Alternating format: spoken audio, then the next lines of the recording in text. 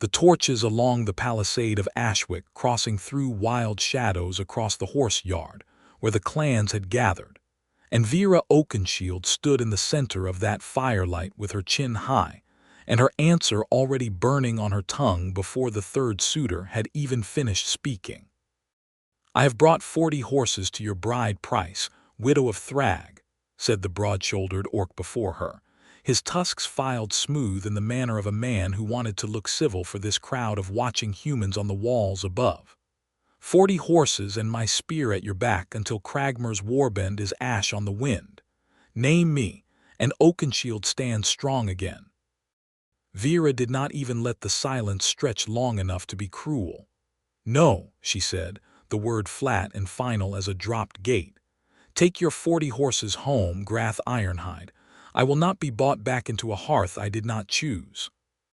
A murmur ran through the ring of clan elders seated on their hide stools, through the warriors standing with arms crossed at the fire's edge, through the human townsfolk crowded thick along the fence rails and the wall walk above, drawn by curiosity and dread in equal measure to watch the strange spectacle of orc courtship happening inside their own besieged town. 3 suitors had already come forward that night, each one richer or fiercer or more decorated than the last, and each one Vera had turned away with the same unbending calm, until the old matriarch presiding over the gathering, Mother Ganna Deepwater, had begun to look less patient and more alarmed. The 4th suitor stepped forward. This was Ruck Stonejaw, a warband captain with a scar splitting one eyebrow and a reputation for taking what he wanted, and when he spoke his voice carried the confidence of a man who did not expect refusal. "You have shamed 3 good men tonight, Vera Oakenshield," Ruck said. "Do not shame a 4th. I fought beside your husband. I carried Thrag's body from the field myself when the fever took him. I owe him a debt, and I will pay it by keeping his widow safe. Name me." For the first time that night something flickered behind Vera's dark eyes, something that was not scorn but grief, quickly banked. She wore her gathering leathers, a fitted bodice of dark tooled hide laced tight over a deep green wool underdress that skimmed her strong frame, vambraces etched with running horses at each wrist, a wide belt hung with a curved trading knife, and the small tools of a horse breeder rather than a soldier. Her black hair was braided back from her face in 3 thick plaits, threaded through with the dark mourning cords that marked a year of widowhood, and in the firelight her tusks and the sharp planes of her face looked less fearsome than simply, undeniably beautiful, the kind of beauty that made grown warriors falter mid-sentence. "You do not owe me a debt, Ruck Stonejaw," Vera said quietly. "You owe my husband's memory silence, not a claim on his wife made in front of the whole gathering." Ruck's jaw tightened. "Then who will you name? The clans expect an answer tonight, widow." Cragmer's riders sit 2 days from these walls with blood on his mind, and a widow without a hearth is a widow without protection. You know this. "I know it better than you," Vera said, and something in her tone made even Mother Ganna go still. "I have buried a husband already. I will not be handed to another man simply because the clans are afraid of what happens to a woman who chooses for herself." She turned then, slow and deliberate, away from the ring of orc suitors and toward the fence line where the townspeople stood watching, unsure whether they were permitted to be there at all, an uneasy audience to a ritual none of them understood. Her gaze moved along the rough plank fence until it found what it was looking for, a lean, sun-browned man near the stable gate with straw still clinging to his sleeves, and an expression of pure bewilderment on his face, because Benjamin Whitaker had come out only to check on a colicky mare, and had somehow found himself standing at the edge of the most important night of Vera Oakenshield's life. "I name Benjamin Whitaker," Vera said, loud enough to carry across the whole silent yard, loud enough that every human and every orc within the walls of Ashwick Crossing heard it at once. "Of the town stables. If the old law still holds, then I have named my choice, and no clan and no suitor may gainsay it." For a long moment nobody moved at all. Then the yard erupted. Ruck Stonejaw's roar of outrage cracked across the fire like a whip, and three of the rejected suitors began shouting at once, some at Vera, some at each other, one flinging his ceremonial gift blanket into the dirt in disgust. Along the fence the townsfolk had gone pale and silent, staring at Benjamin as though he had grown a second head, and somewhere in the crowd, a woman's voice rose in a scandalized gasp that seemed to speak for the whole gathered town. Mother Ganna banged her walking staff against a stone 3 times, demanding order, and slowly, reluctantly, the shouting subsided into a furious muttering. Benjamin himself had gone very still, the way a man goes still when a horse he does not fully trust has just done something entirely unexpected in his direction. He looked at Vera across 30 feet of torchlit dirt, at the proud, unflinching set of her shoulders, at the way she held his gaze as though daring him to look away first, and something in his chest turned over slow and warm despite every instinct screaming that he had just been dropped into the middle of a fight that was not his to have. "Widow Oakenshield," Mother Ganna said, her voice carrying the weary authority of a woman who had presided over 40 gatherings and never once expected this. "You understand what you are asking. The old law of free naming has not been invoked in 3 generations. It requires that the one named accept freely before witnesses, or the naming is void, and you forfeit your right to choose again this season." "I understand it," Vera said. "He is human," Ruck snarled, as though that settled every argument that had ever existed. "He is a man," Vera said, "and I have named him. If your law is worth anything, Ruck Stonejaw, then it is worth more than your comfort." All eyes turned to Benjamin. He was not a large man, not next to the orc warriors around him, but he had the kind of quiet steadiness that horses trusted and men sometimes underestimated. Wiry strength built from years of hauling tack and gentling animals twice his weight, sandy hair gone dark with sweat at the temples, and eyes the color of a creek in shadow. He looked at Vera for a long moment, and then, because he had never in his life been a man who lied to save himself embarrassment, he said the only true thing he had. "I do not fully understand what I am agreeing to," he said, his voice carrying clear in the hush, "but I know Vera Oakenshield, and I would not call her name a shame to answer. I accept." The yard erupted again, louder this time, and somewhere above on the wall walk, a man shouted something about consorting with monsters that made Benjamin's ears burn. But he did not look away from her, and she did not look away from him, and between them something old and unnameable had just been set alight. To understand how a widow of the Oakenshield clan came to name a human stablehand in front of 2 furious peoples, one had to go back 2 years, to a spring when the grass on the plains had come in green and wild, and Vera Oakenshield had ridden into Ashwick Crossing at the head of a small trading party, bringing horses to sell to the garrison the way her clan had done for 3 generations. She had come with her husband Thrag that year, a broad, laughing man with a scar across his knuckles from a lifetime of gentling wild stock, and among the horses they brought was a black colt out of Vera's finest breeding mare, a beautiful, dangerous animal that had already put 2 grown men in the dirt and bitten a chunk out of a third. The garrison captain had wanted the colt badly, for a horse with that much fire in it would make a fine cavalry mount if it could ever be broken, but no one in the town had been willing to try after watching it nearly stove in a stable wall. It was Benjamin Whitaker, then barely into his manhood, who had walked up to the rail of the makeshift corral, watched the colt for the better part of an hour without saying a word, and then quietly asked the trading party's leader if he might be permitted to try. Thrag had laughed, not unkindly, and told the boy he would likely lose a finger for his trouble. Vera had said nothing at all, only watched, arms crossed over her chest, as Benjamin climbed the rail and dropped into the corral with no whip, no rope, nothing in his hands but patience. He had not tried to catch the colt.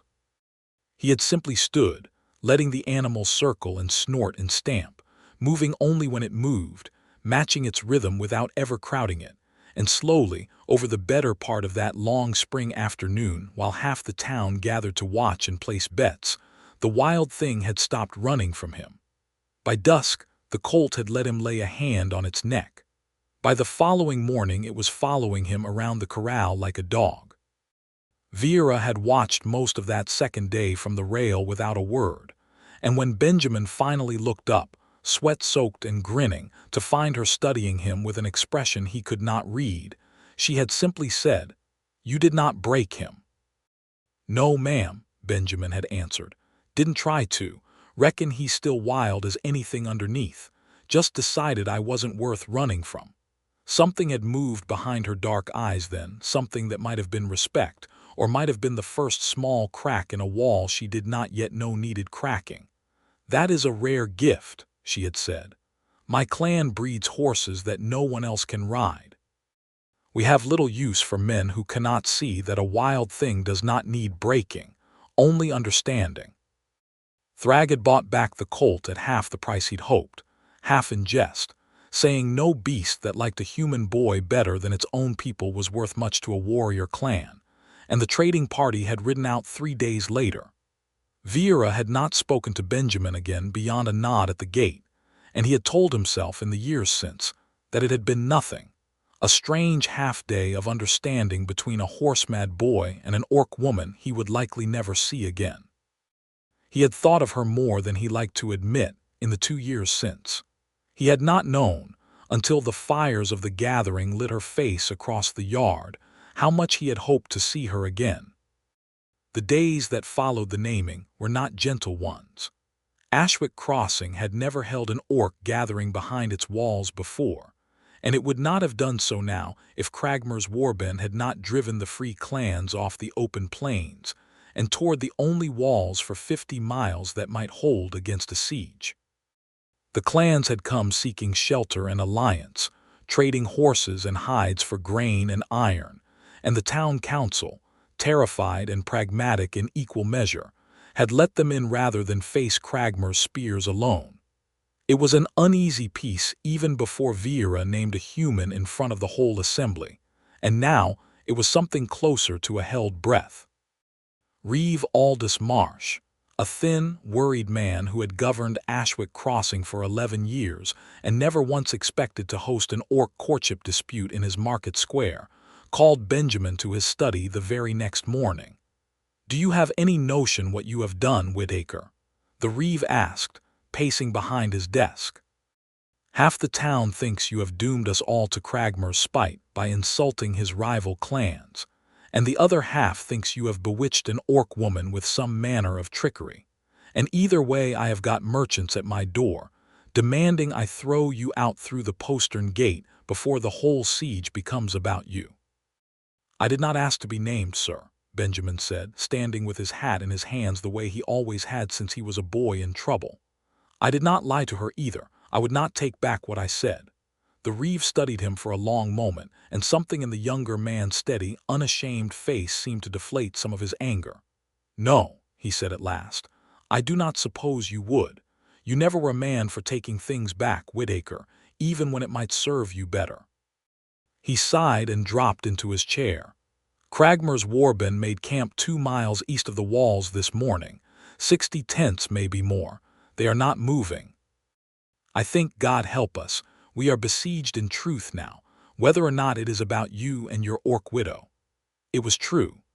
By that evening the warband's fires could be seen from the wall walk, a long smear of orange against the darkening plain, and the following morning a rider came forward under a truce banner to deliver Cragmer's terms in a voice that carried easily to every ear on the wall.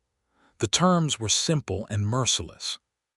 Cragmer Redtusk claimed the blood price of his son Ruvek, killed years past by Vera Oakenshield in a dispute over stolen horses.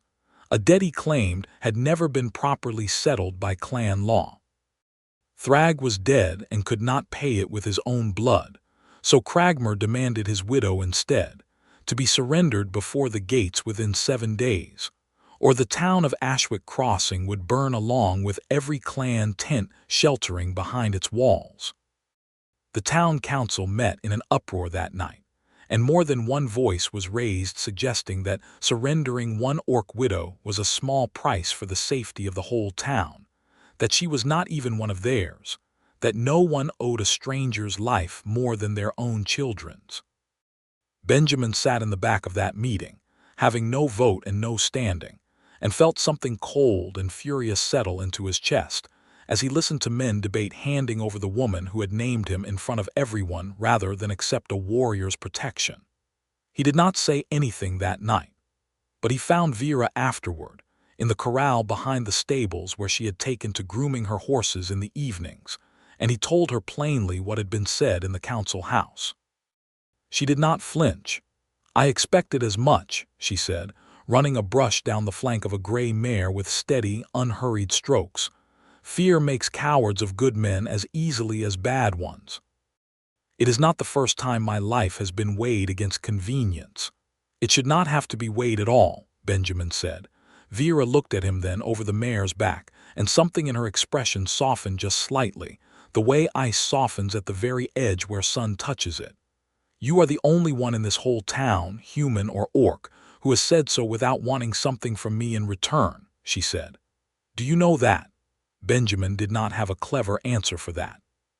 He only said, "Seems a low bar to clear." A short, surprised laugh escaped her, quickly smothered, but it was the first time he had heard her laugh, and he decided then and there that he would spend considerable effort trying to hear it again. It was 3 days after the siege began that the misunderstanding happened, and it very nearly undid everything before it had properly begun. Vera had spent that morning working with Benjamin in the garrison stables, the two of them gentling a string of nervous cavalry horses spooked by the sound of Cragmer's drums at night, and something easy had grown up between them in those quiet hours, an unspoken rhythm of hands passing brushes and buckets, of shared glances over a horse's back, of Benjamin's low, steady voice calming animals that flinched from every stranger who tried to touch them. That evening, as the light went gold and long across the yard, Vera came to find him with something small held in both hands, wrapped in a strip of deep red cloth. "This is for you," she said, and there was something careful in the way she said it, something formal that made Benjamin straighten and pay closer attention. He unwrapped the cloth to find a braided cord, dark hair woven through with a strand of red thread, finished at each end with a small silver bead shaped like a running horse. "It is beautiful," he said, turning it over in his hands. "Did you make this?" "From my own hair," Vera said, "and from the mane of the mare I rode the day I named you. It is a courting token. Among my people, when a woman has chosen a man and he has accepted her before witnesses, she binds a cord like this to his wrist, and he wears it as long as her claim on him stands. It tells every clan warrior who sees it that he belongs to a woman strong enough to name him, and that harming him means answering to her." Benjamin looked at the cord, and then at her, and something in him that had grown up hard and careful, and used to being overlooked reached for the safest, most familiar shape it knew how to make of a gift this large.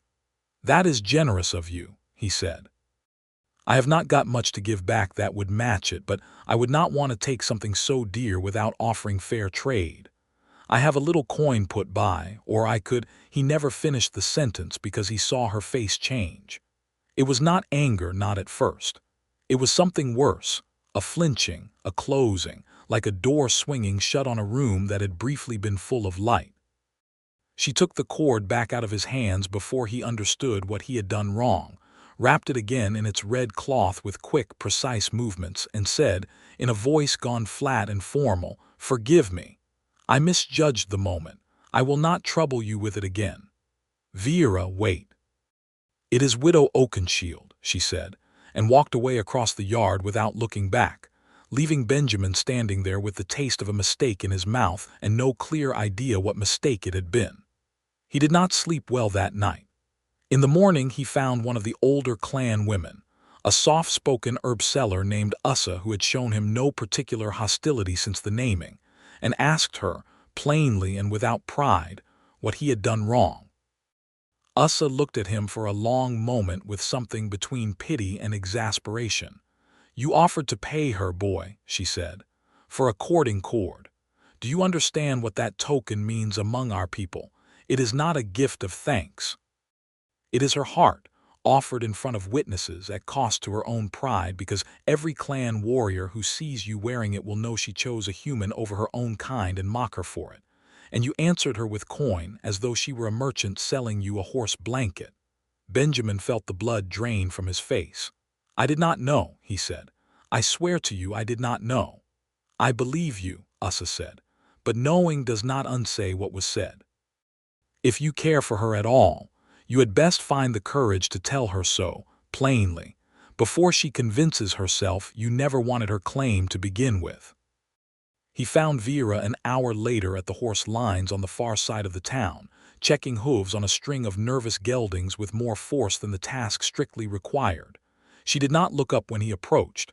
"I have come to apologize," Benjamin said, "and to do it properly this time without putting my foot in it twice." "There is no need," Vera said, still not looking at him. "There is every need," he said. "I did not understand what you were offering me last night. Where I come from, a gift that large between two people who are not yet promised to each other usually comes with strings attached, or a debt behind it, and I have spent my whole life being careful about debts I cannot repay, because I have never had much to repay them with. I did not think about what your cord meant to you. I only thought about what accepting it might mean I owed you, and I am ashamed of that now, because it was never about owing anything. I know that now." Vera finally straightened, the gelding's hoof still cradled in one hand, and looked at him properly. "You truly did not understand," she said slowly, as though testing the shape of the idea. "No," Benjamin said. "I have never had anyone offer me something like that before. Nobody has ever chosen me for anything, Vera. Not since I was a boy in this town nobody wanted to feed, and the old stable master took me in because he needed cheap hands more than he needed to care whether I ate. I do not know how to be chosen. I only know how to work hard enough that people tolerate keeping me around. When you gave me that cord, some frightened, stupid part of me tried to turn it into a transaction, because a transaction I understand. A gift, freely given for no reason but that you wanted to give it, that terrifies me more than Cragmer's whole warband." Something in Vera's face had gone very still and very open while he spoke, the careful mask of the last day's hurt slipping entirely away. She set down the gelding's hoof and crossed the small distance between them until she stood close enough that he had to tip his head back slightly to hold her eyes. "I named you at the gathering," she said low, "in front of my whole people, knowing it would cost me standing among the clans, knowing Ruxstonja would never forgive the insult, knowing every warrior who ever offered for me would call me a fool. I did not do that because I needed protection, Benjamin Whitaker. I have buried one husband. I know how to survive without a man at my side. I named you because 2 years ago a boy climbed into a corral with a wild horse and showed me more patience and more courage than any warrior I have ever known, and I have thought of him more often than I ever let myself admit, even while I mourned Thrag, even while I told myself it was foolish to want a man from the other side of an old war. I did not offer you that cord to be repaid. I offered it because I want you, plainly, and I am done pretending that wanting a human man makes me any less myself." Benjamin's breath had gone entirely out of him somewhere in the middle of that speech. "Vera," he said, and it came out rough. "I am still holding the cord," she said, and there was the faintest, fierce smile at the corner of her mouth now, daring him. "I have not thrown it away. I am only waiting to see if the man I named has found his courage yet." He closed the last of the distance between them, took the small bundle of red cloth from her hand, and this time, instead of speaking, he simply held out his wrist. Vera tied the cord herself, her fingers steady and sure against his pulse, and when it was done she did not step back. She looked up at him, close enough now that he could see the flecks of amber in her dark eyes, and said softly, "You understand what this means now." "I understand," Benjamin said, "that I would be a fool twice over to let you go a second time." He kissed her then, There in the open horse lines with the gray afternoon light around them and Cragmer's drums a distant, threatening pulse beyond the walls. And if either of them thought about how many eyes might be watching from the fence rail, neither of them cared enough to stop. News of the reconciliation traveled through the town almost as fast as news of the naming had, and it did not improve the mood of those who had already decided Vera Oakenshield was a danger best rid of. The siege wore on. Cragmer's warband did not attack the walls outright, content instead to starve patience out of the town, and as the days stretched past the deadline he had set, food grew scarcer and tempers grew shorter. Grain that should have lasted the season dwindled fast with twice the usual mouths behind the walls, and it was not long before whispers began to move through the market square that had nothing to do with courtship and everything to do with survival. It was Ruck Stonejaw who gave the whispers a voice, though he was careful never to be seen doing it directly. He had not forgiven the insult of Vera's refusal, and he found willing ears among the frightened human townsfolk who had never wanted orcs sheltering behind their walls to begin with. Within a week, the talk in the taverns and the bread lines had shifted from wondering whether the siege would break to wondering aloud, in low and ugly voices, whether the town's suffering might end the moment they gave Cragmer what he had asked for. Benjamin heard it first from Ussa, who came to the stables one evening with fear plain on her weathered face. "There is talk in the square," she told him. "Ugly talk. Some of the Reeves' council are saying that one orc widow is a small price against the whole town starving. They mean to bring it to a vote at the next council meeting. Ruck Stonejaw has been seen speaking with 2 of the town aldermen these past 2 nights. They cannot vote to hand a person over like a sack of grain," Benjamin said, though even as he said it he could hear how thin the words sounded against what he knew of frightened men. "They can vote for anything fear tells them to," Ussa said. "You should warn her." He found Vera at dusk, watching the horizon from the wall walk where Cragmer's fires had begun to bloom against the dark, and when he told her what Ussa had said, she did not look surprised. "I have heard the whispers too," she said. "I hear more than people think an orc can, Benjamin. It does not frighten me. I have faced worse than a council vote." "It frightens me," Benjamin said.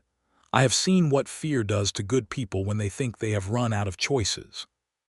Vera turned to look at him then, and reached out to touch the cord still tied at his wrist, tracing the small silver horse with one finger. "Then we will simply have to give this town a reason to remember what I am worth to it," she said, "before fear decides it does not need reasons."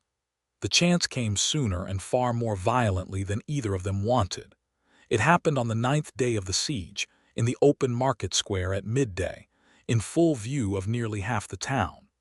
The council had not yet voted, but Ruck Stonejaw had grown tired of waiting on human cowardice to do his work for him. He came upon Benjamin near the well at the center of the square, ostensibly to water his horse, and the confrontation that followed was so sudden and so public that later, no one in Ashwick Crossing would ever agree on exactly how it began. What was certain was that Ruck struck first, a heavy backhand that sent Benjamin sprawling into the dirt before half the square even understood a fight had started, and what was certain was that Ruck meant to finish it, drawing the long curved knife from his belt with the clear intention of ending, once and for all, the insult of a human wearing an orc widow's courting cord. "You are nothing," Ruck snarled, standing over Benjamin as a crowd of horrified townsfolk began to gather at a safe distance, no one moving to help, some perhaps even glad to see the trouble resolved this simply. "A human stray she named out of spite, and I will cut that cord from your dead wrist and lay it at Cragmer's feet myself, and this whole town's suffering ends today."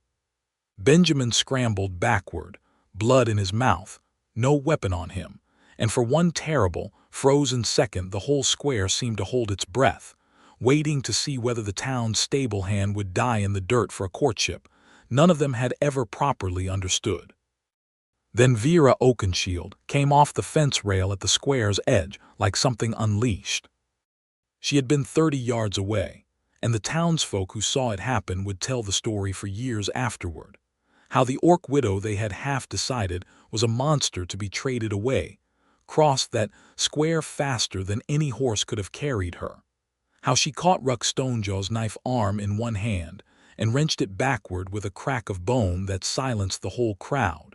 How she put herself bodily between Ruck's second Wilder's strike and Benjamin's exposed throat and took a shallow cut along her own forearm rather than let it land.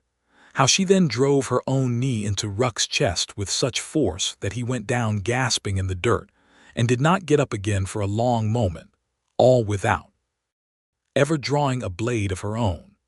The square was utterly silent when it was over, save for Ruck's ragged breathing and Vera's own harsh, furious exhales as she stood over him, blood running warm down her forearm, positioned like a wall between the fallen suitor and the man on the ground behind her. "He is under my name," Vera said, her voice carrying to every corner of that stunned square, "and no clan law and no council vote gives any man the right to spill his blood while I live to stand for him. If any of you still believe I am the danger in this town, look at what your own fear nearly let happen here today, and ask yourselves who the monster truly is." No one answered her. Benjamin, still on the ground, blood in his mouth and his heart hammering, looked up at her standing over him, fierce and bleeding and utterly unbowed, and felt something break open in his chest that had nothing to do with fear at all.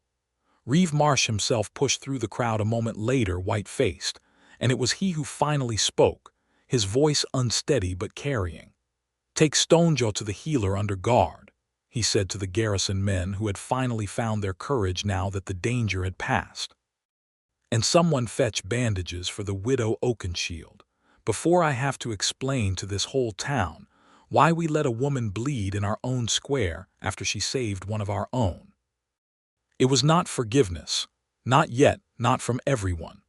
But something in the town's fear had cracked that day, plainly, in front of enough witnesses that the whisper of handing Vera over to Cragmore quietly died in the council chambers within a day, no vote ever called. She would not let him fuss over the cut on her arm at first, insisting it was shallow, but Benjamin sat with her anyway in the small room above the stables that had become hers during the siege, cleaning and binding the wound himself with the same careful, unhurried hands he used on frightened horses. And Vera let him, watching his face in the lamplight with an expression that had gone soft and unguarded in a way he had not seen from her before. "You did not have to do that," he said quietly, tying off the bandage. "Ruck would have killed you as easily as me if that knife had gone the other way." "I know exactly what he would have done," Vera said. "I chose to stand there anyway." "That is what naming means, Benjamin. It is not a piece of paper or a council vote. It is a promise I made in front of witnesses that your life matters to me as much as my own. I do not make such promises lightly, and I do not break them for fear of a knife." Benjamin looked up at her, at the scar along her jaw he had never asked about, at the tension she carried always in her shoulders like a woman who had spent a lifetime being ready for the next blow, and felt the words rise up in him before he could weigh them carefully. "I love you," he said. "I do not know when it happened exactly. Maybe it was 2 years ago in that corral. Maybe it was the night you named me and scared me half to death. But I love you, Vera, and I do not care who in this town or in your clans thinks that is foolish." Something moved across Vera's face, quick and unguarded, before she composed herself. "You should know," she said slowly, "that among my people there is a name beneath the name, a day name for trading and councils and strangers, and a true name given only at birth by a mother's own mouth, spoken aloud to another living soul only once, when a woman chooses to bind herself to them completely. I have not spoken my true name since Thrag died. I did not speak it to any suitor at the gathering because none of them had earned it, and I would not have given it even to save my own life." Benjamin's chest went tight. "You do not have to tell me," he said. "I did not ask for that." "I know you did not ask," Vera said, and reached up to touch his face, her thumb tracing the healing split at his lip where Ruck's blow had landed. "That is exactly why I want to give it to you." She leaned close until her forehead rested against his, and when she spoke again her voice had dropped to something low and private, meant for no ear but his. "Ithra," she said, "that is my true name. My mother gave it to me the night I was born, in a storm that nearly killed us both, and it means steadfast, unbroken, the ground that does not give way beneath a storm. I have carried it my whole life like a secret. I am giving it to you now, Benjamin Whitaker, because you are the only person outside my own blood who has ever earned the right to speak it." Benjamin felt the weight of that gift settle into him like something sacred.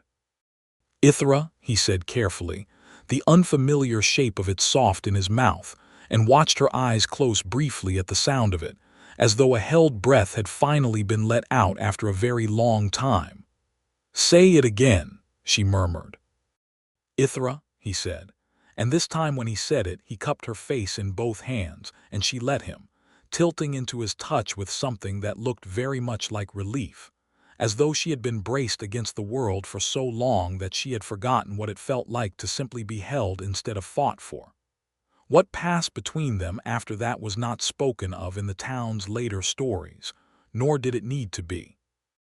It was enough to know that when the lamp finally burned low in that small room above the stables, two people who had each spent long years believing themselves unchosen found, in each other, the particular warmth of finally being wanted, wholly and without condition, by someone who could have had anyone at all and had chosen them instead. The 10th day of the siege brought a change in Cragmer's tactics that forced the town's hand. Scouts on the wall reported movement in the enemy camp before dawn, warriors mounting up, siege ladders being lashed together in the gray light, and by mid-morning it was clear that Cragmer had tired of waiting on starvation to do his work and meant to take the walls by force before the week was out. The town council, no longer arguing about surrendering Vera, argued instead about whether Ashwick Crossing's thin garrison could hold against a full assault at all. It was Vera who proposed the plan that ultimately broke the siege, and it was a plan that could not have worked without Benjamin at her side. "Cragmer's whole strength is in his riders," she told the council that evening, standing before men who 3 days earlier would not have let her into the chamber at all. "His warband is fast, mobile, dangerous on open ground, but a warband's horses are only as steady as the hands that train them, and I have bred and traded horses on this plain for 15 years. Half his mounts came from clans I know, clans that owe old debts to Oakenshield, clans that would not have joined Cragmer's vendetta if they understood he pursued it outside proper law." "What are you proposing?" Reeve Marsh asked. "That we do not wait to be stormed," Vera said. "That at first light, before his assault forms up, we ride out with every horse this town, and these clans can put under saddle, break through his lines while his warriors are still forming, and carry the challenge directly to Cragmer himself, before witnesses from every clan camped in his shadow, and call him what he is under the old law, an oathbreaker who refused lawful blood price and pursued private vengeance dressed as justice. If I face him in single combat under that challenge and win, his claim dies with him, and any clan that rode with him only out of duty will owe us nothing further." "That is madness," one alderman said. "You would ride out to face him alone." "Not alone," Benjamin said, stepping forward before he had entirely decided to speak. "I have spent 3 days quieting every nervous horse in this town's stables. I know which of Cragmer's mounts came through Ashwick Crossing's own trading pens 2 seasons back, because I gentled half of them myself. A rider is only as steady as his horse trusts him to be. If we time it right at first light, when the light is still bad and the animals are still cold and jumpy from the dawn drums, I can help turn enough of his own cavalry against a clean charge to buy Vera the ground she needs to reach him." The council argued long into the night, but in the end fear of the siege ladders outweighed fear of the plan's boldness, and by the gray hour before dawn on the 11th day, Ashwick Crossing's gates opened not to surrender, but to ride. The charge that broke Cragmer's siege was, by every account later told in Ashwick Crossing, the wildest thing the plain had seen in a generation. Benjamin rode near the front of the loose formation, not as a warrior, for he carried no weapon heavier than a coiled lariat and his own steady voice, but as the one man among them who understood exactly how to move through a mass of half-startled horses without spooking the whole herd into chaos. He had spent the last of the night with the garrison's own mounts and with the borrowed clan horses, murmuring to them, letting them scent his hands, and when the charge hit the edge of Cragmer's forming lines in the thin gray light, it was Benjamin's low, carrying calls, pitched exactly like the calming tones he had used 1,000 times in the stable yard, that turned enough of the enemy's own horses skittish and unwilling in the crucial first moments of chaos, buying precious seconds no sword could have won. Through the gap that confusion tore open, Vera rode like something out of an old war song, low over her mare's neck, her spear couched, straight for the black-hand red banner marking Cragmer's own position, and the warband, caught between defending against a charge they had not expected and controlling horses that would not answer their own riders, could not close ranks fast enough to stop her. Cragmer Redtusk met her challenge on open ground before his own gathered warband, forced by the old law, and his own pride to answer a formal challenge shouted before witnesses rather than simply order her cut down, and the duel that followed was short, brutal, and utterly decisive. Vera fought with a controlled fury that had nothing to do with vengeance and everything to do with a debt long overdue, and when Cragmer finally went down beneath her spear, gasping out in the mud that Thrag had offered him blood price years before, and he had refused it out of pride and grief for his son, the assembled warriors of his own war band, many of them men who had only followed him out of clan duty, lowered their weapons rather than continue fighting for a cause the old law itself had just declared void. It was over faster than anyone in Ashwick Crossing dared hope. By the time the sun had fully cleared the horizon, the siege that had gripped the town for 11 days had simply, quietly ended, Cragmer's leaderless warband already breaking into smaller bands and turning back toward the open plain, and the walls of Ashwick Crossing stood unbreached, its people, human and orc alike, pouring out through the gates to see with their own eyes that the fighting was truly finished. Benjamin found Vera in the churned mud of the field, breathing hard blood on her spear that was not her own, and when she saw him picking his way toward her through the scattering warband, she dropped the weapon entirely and closed the last of the distance at a run, catching him so hard he nearly lost his footing, her arms locking around him with a fierceness that spoke of every fear she had refused to let herself voice through that long, wild charge. "You are unhurt," she said against his shoulder, not quite a question. "Thanks to you," he said. "Same as always, seems like." She pulled back just far enough to look at him, mud-streaked and exhausted and more beautiful to him in that moment than she had been even in her firelit gathering leathers, and something in her face had gone entirely open, entirely undefended, in a way he understood now was the rarest gift she had to give. "I told you once that I do not make promises lightly," Vera said. "I am making one now, in front of this whole plain if it must witness it. I am done letting fear, mine or anyone else's, decide who I am allowed to want. I want you, Benjamin Whitaker, not as protection, not as a shield against lonely clan politics. Simply because you are the steadiest, bravest, kindest man I have ever known, human or otherwise, and I intend to keep you if you will let me. I have been yours since a corral 2 summers back," Benjamin said. "You are only now getting around to admitting you noticed." Vera laughed then, full and unguarded, the sound of it carrying bright across the battlefield's exhausted quiet, and kissed him there in the mud with the whole scattering remnant of a broken warband and half of Ashwick Crossing looking on, and this time no one in either crowd raised a single voice in protest. The days that followed the siege's end were busy ones, full of the ordinary, blessed business of a town putting itself back together. Gates were repaired, Graves were dug for the few who had not survived the 11 days, and the free clans that had sheltered behind Ashwick crossings walls began the slow work of returning to the open plain now that Cragmer's threat had dissolved with his death and his warband scattering.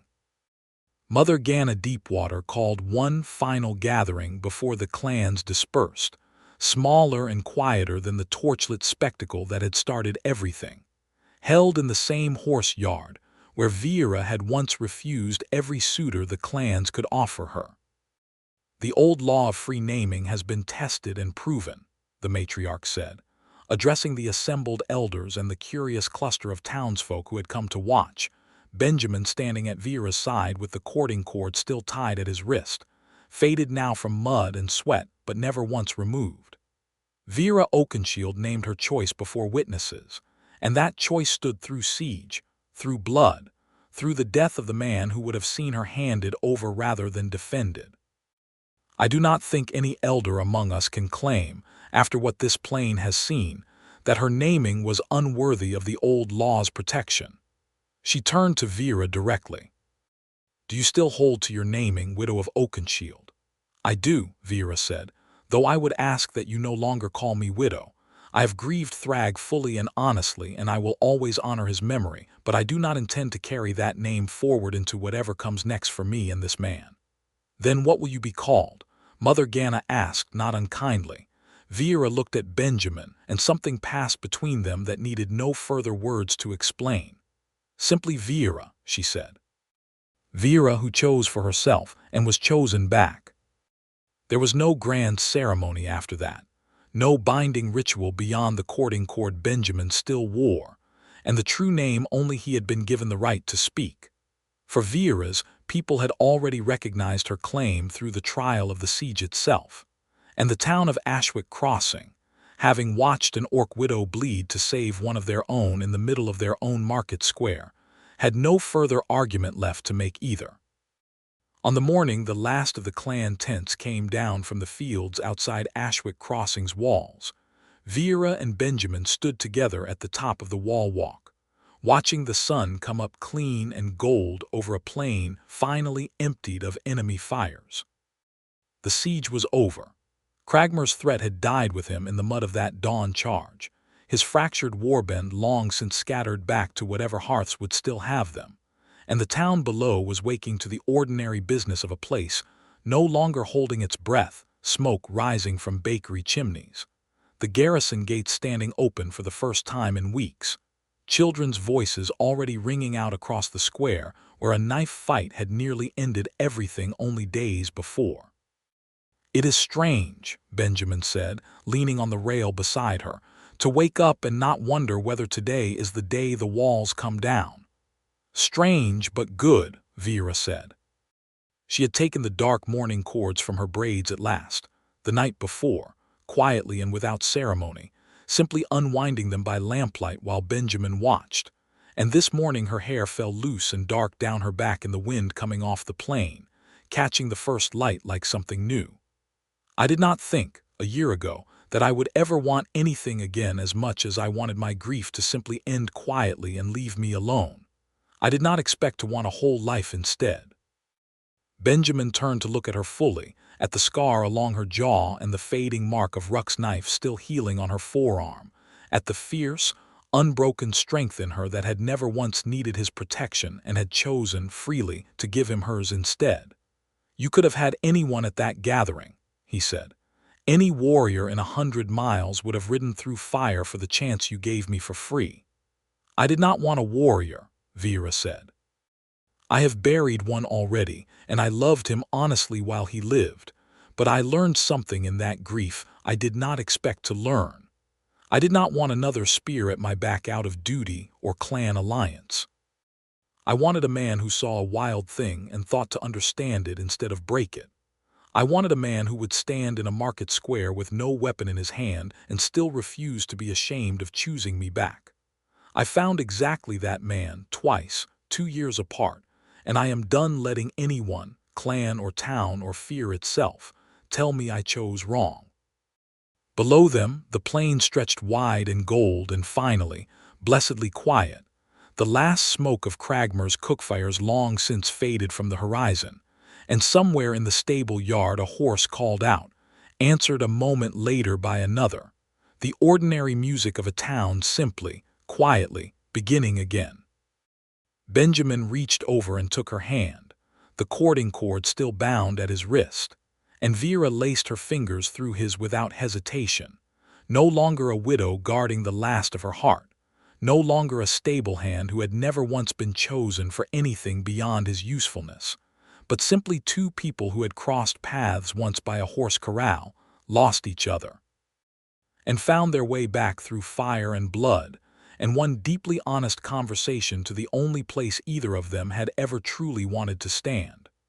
"Ithra," Benjamin said softly, just to watch her eyes close briefly at the sound of it, just to feel once more the quiet miracle of being trusted with something so rare. "Benjamin," Vera answered, and there was nothing formal left in the way she said his name, nothing guarded, only the plain, warm certainty of a woman who had refused every suitor a gathering could offer her and found, instead, exactly what she had not known she was still allowed to want. They stood together on the wall as the sun climbed fully over the plain, the storm of the siege behind them, the whole quiet promise of an ordinary, chosen life stretching out ahead, and neither of them in that clean morning light was alone anymore.